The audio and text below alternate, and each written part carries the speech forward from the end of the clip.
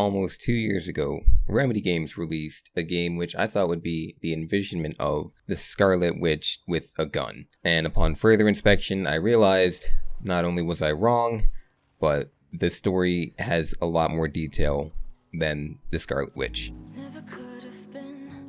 Control is the name of the game, and welcome back to another Watermelon review. I've been playing this game for about 3 weeks now. I got it on a sweet deal. It's a very unique title. A fair warning if you haven't played this game yet, if you want to avoid being spoiled of the ending.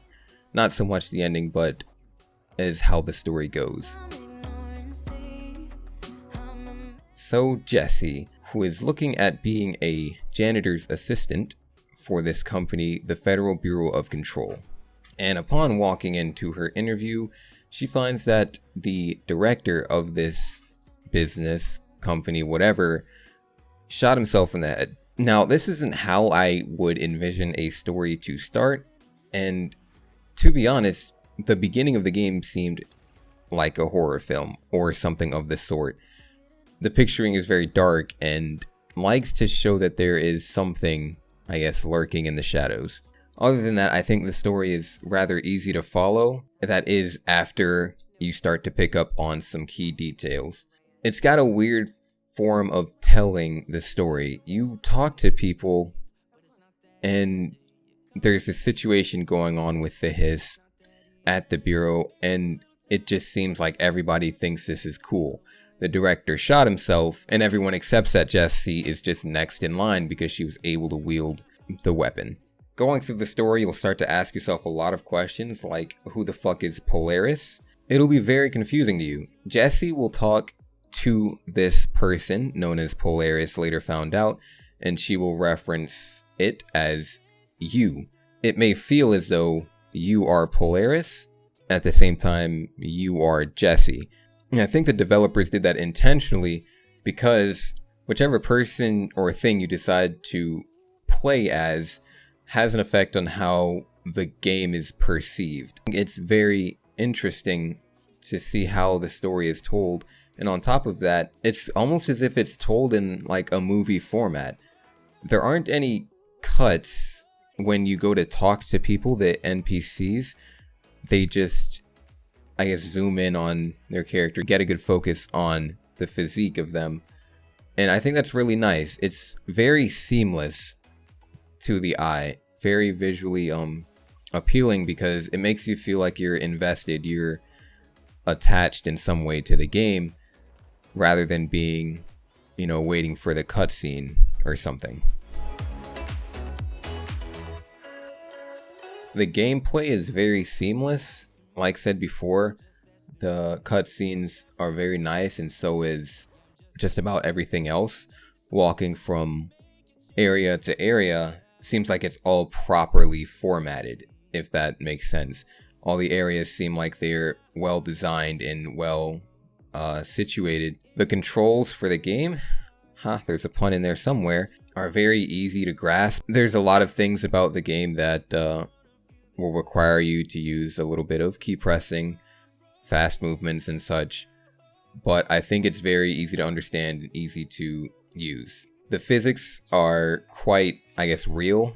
To me, they were pretty understandable. It made sense with a lot of things that were happening in the game. The gunplay, however, it was very interesting.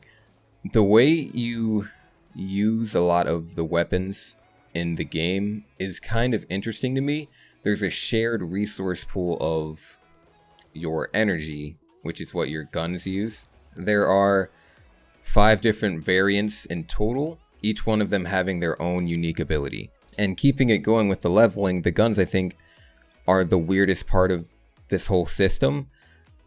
I feel like I was about halfway through the game before I unlocked a 3rd variant of the weapon. And I feel like that's kind of weird to me, as though I was using just 2, the one I started out with and the other kind of sniper variant, and I made it so far using only those 2. I felt like there was no need for any other ones, though they are cool and they do have good uses and situational advantages. I think that it takes too long to unlock more than necessary, or than you would like to, so you can change. And on top of that, the leveling system for the weapons, because you have to upgrade them to add more attachments, I think also takes quite a bit of time to finish. So I ended up using just 2 attachments on my 2 guns that I only have upgrades for, and I think that's what I'm going to stick with because it takes quite a bit of time. I think one reason for this is that it's kind of hard to get materials to upgrade the guns with, as well as your character, Jesse. I think it's kind of strange how you can only get them from certain places, certain things. At least that's what I've perceived to happen. So it makes you feel like you gotta kind of grind outside of missions to get some upgrades, which is fine. I don't mind that, but it seems like that's not actually part of the game. Something I don't understand is the EXP factor in this. So Jesse has this massive ass skill tree that clearly you're not gonna finish in the game. So you have the option to do a reset on the skill tree. You can pay for that. Not with real life money, but with your currency in the game. But it seems like you're never gonna have like a balanced character, or at least balanced skill tree, to me, because it feels like the EXP system also takes a while for you to stack your EXP, which I think is fine. It's not like you need a balance or you need some uber strong suit, but it may help at some point. The combat system, I think, is the best part of this game. Very easy to grasp, and the maneuvers are quite easy as well. The enemies are quite basic. I feel like there's the same enemies in every part of the map, which kind of sucks, but I think I understand why. It's because everyone who's controlled by the hiss is working at the Bureau. So it makes sense with the plot, but I would have liked to see, you know, some diverse kind of enemies. The utilities in this game are like a godsend. They're extremely useful and extremely tactical at the same time. Very helpful for doing whatever you need to do in the boss fights, in, I guess, mini boss fights. Just be mindful to use your util. It's actually extremely useful, as well as areas and objects that are just around. Jesse has this ability to pick up objects and throw them. Different objects have a different kind of reaction. You can pick up a battery, you can pick up a rock, some things will explode, and at some point you'll get the ability to return fire of RPGs and grenades. So that helps too.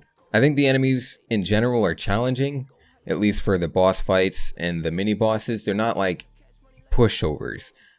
So I like that a lot because it makes it so that there's actually time spent learning the combat system, which I think most people just leave out these days. Really have to use your head on how to fight and maneuver around some of these enemies, and I like that. I'm very big on puzzle solving. And for the graphics, this game is very visually pleasing. I think the themes and colors of the floors go very well together. Most of this game is like ceramic tile, kind of bright colored whites and dark colored grays, which is kind of okay. I would have expected some more color, but I think the reason why is to draw more attention to the hiss, because the hiss is commonly darker than the other characters, and Jesse represents, I guess, the light. I think the picturing is very satisfying. The Federal Bureau of Control isn't a very stylish place, I guess, and it looks more so as just your regular office building with 5 levels and whatnot. So given all that I just mentioned, I think Control is a very good title and easily a yes for a pickup. If it is ever on sale, or if you've got just big bucks to spend, I do recommend buying this. And to close out, I'll give this game a watermelon rating of 4.5 watermelons out of 5. Do with that information what you will. Thank you so much for watching. I hope you enjoy your pickup title of Control, or if you're just watching just to watch, thank you so much. I'll see you guys next week. switched up, don't know where to go. After all this time, you're still in my phone. Traded so much time and got so far, like things ain't changed, stuck at the start.